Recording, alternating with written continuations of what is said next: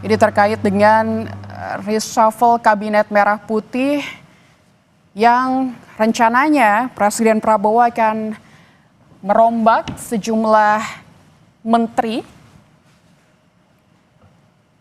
Presiden telah memanggil sejumlah menteri sebelumnya.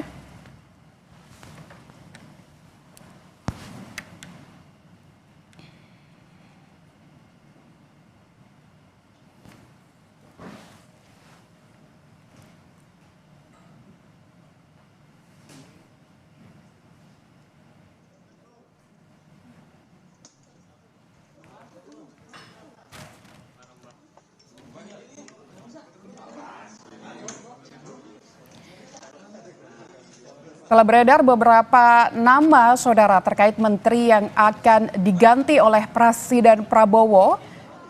Namun belum ada keterangan resmi dari pihak istana sehingga kami masih menunggu kepastiannya dan informasi terkini yang akan disampaikan dari istana. Cek, udah masuk belum audionya? Ada? Sip. Saudara, reshuffle atau perombakan kabinet ini menjadi langkah yang diambil oleh Presiden Prabowo setelah gejolak politik dan demonstrasi beberapa hari kemarin, yang mungkin saja akan menjadi langkah konkret Presiden untuk menumbuhkan optimisme publik. Pergantian menteri ini menandakan pemerintah, khususnya Presiden, serius menjawab tuntutan rakyat di tengah gelombang demonstrasi. Meski kinerja para menteri di Kabinet Merah Putih ini belum genap setahun berjalan, namun nampaknya Presiden Prabowo sudah memiliki ancang-ancang atau skema jika pemerintahan tidak berjalan sesuai keinginannya. Kita akan nantikan saudara, siapa saja menteri yang akan diganti oleh Presiden Prabowo.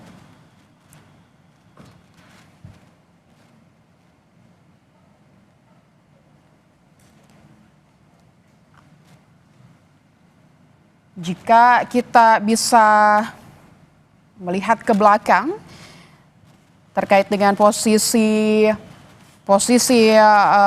menteri-menteri. Oke, baik.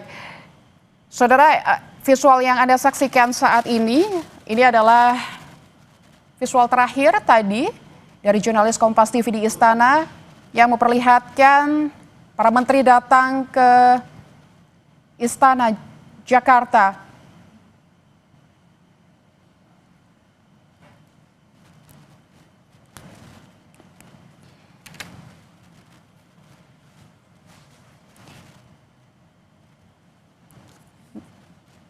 Menurut keterangan jurnalis Kompas TV kami di lapangan yang memantau sejak pagi, terdapat sejumlah menteri yang dipanggil oleh Presiden Prabowo ke istana untuk menghadiri rapat terbatas, namun hingga saat ini kami masih belum mengetahui apa saja agenda yang dibicarakan, kemudian terkait apakah betul memang ini ada rencana reshuffle yang akan dilakukan Presiden Prabowo. Kalau kita melihat saudara, Kabinet Merah Putih ini ada beberapa nama yang memang menjadi sorotan belakangan ini. Salah satunya adalah Wakil Menteri Ketenagakerjaan Emmanuel Ebenezer atau Noel yang beberapa waktu lalu ditangkap oleh KPK, dan mungkin posisi-posisi yang sudah kosong ini yang akan segera diisi oleh Presiden Prabowo. Kita akan lihat siapa penggantinya.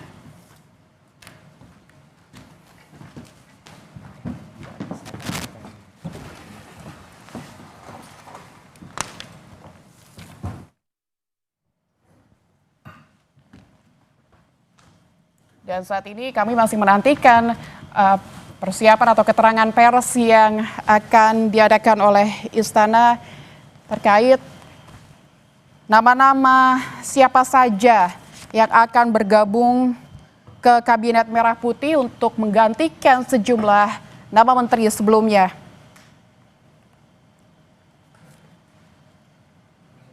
Kita masih menunggu saudara keterangan resmi dari Istana. Juga terkait dengan rapat terbatas yang dilakukan Presiden Prabowo hari ini di Istana Negara. Apakah terkait dengan nama-nama yang akan menggantikan sejumlah nama di Kabinet Merah Putih.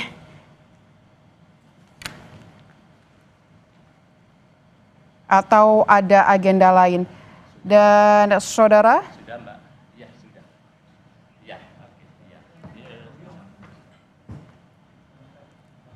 ini adalah gambar terakhir yang bisa kami dapatkan, sejumlah nama datang ke istana.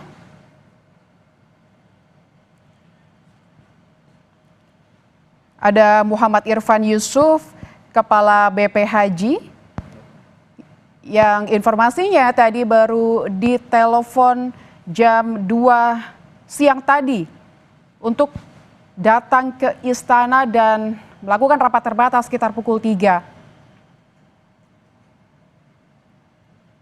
Dan ada juga nama Muhtarudin, yaitu Komisi 12 DPR RI. Lalu ada nama juga Ferry Juliantoro, yaitu Wamenkop. Tapi kami masih menunggu konfirmasi terkait kepastian nama-nama atau siapa saja nama yang dipanggil oleh Presiden Prabowo untuk menghadiri rapat terbatas hari ini.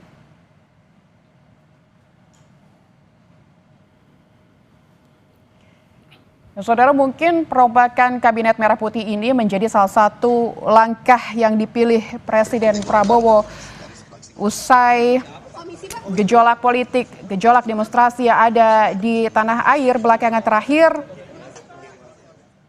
yang menandakan bahwa Prabowo serius menjawab tuntutan rakyat di tengah kecemasan masyarakat. Dan saudara, di Breaking News Kompas TV kali ini kami juga mengundang Mas Suhartono, yaitu mantan wartawan Istana Harian Kompas yang telah bergabung bersama kami di studio Orange Kompas TV. Mas Har, selamat sore. Sore, Mbak. Ya, Mas Har, ini melihat adanya perombakan Kabinet Merah Putih yang dilakukan oleh Presiden Prabowo setelah gejolak kemarin. Ada rencana perombakan seperti itu. Apakah Mas Har melihat ini keseriusan Presiden Prabowo melihat kondisi tanah air saat ini? Barangkali juga sih belum ya. Ini kan karena sebetulnya ada Wamenaker yang kebetulan OTT. Jadi dia harus diganti. Presiden sudah bilang sudah ada nama dan disiapkan.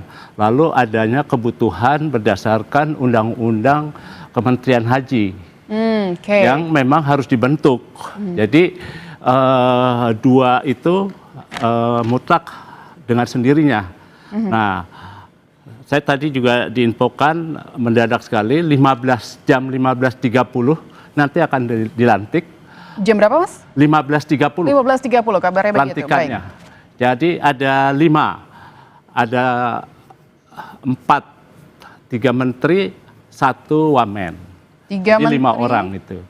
3 menteri dan 1 wamen.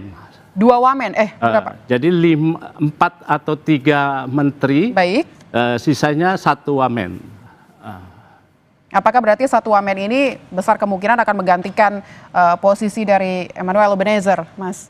Iya, betul. Dia udah pasti karena Presiden sudah sekitar 2 minggu yang lalu menyatakan sudah ada orangnya dan siap, tunggu saja diberitahukan. Nah, ini memang pola pemerintahnya Presiden Prabowo ini kan tertutup ya. Jadi semua agenda-agenda tertutup, hanya dibuka 1 jam. Bahkan ini baru setengah jam baru dibuka. Dibuka pun karena kedatangan menteri.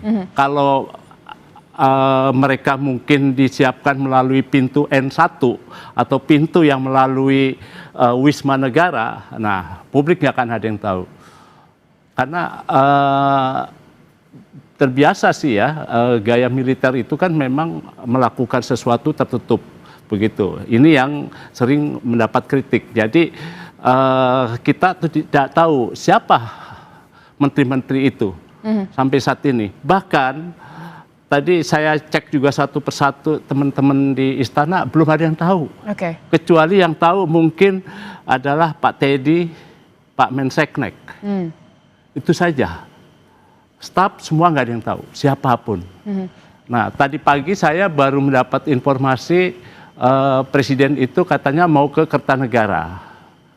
Nah, di Kertanegara meluncurlah isu bahwa akan ada pemanggilan di sana. Tapi ternyata siang ada info lagi, Presiden akan mengikuti virtual leader meeting BRICS secara virtual nanti malam. Nah, jadi sekarang sudah disiapkan itunya.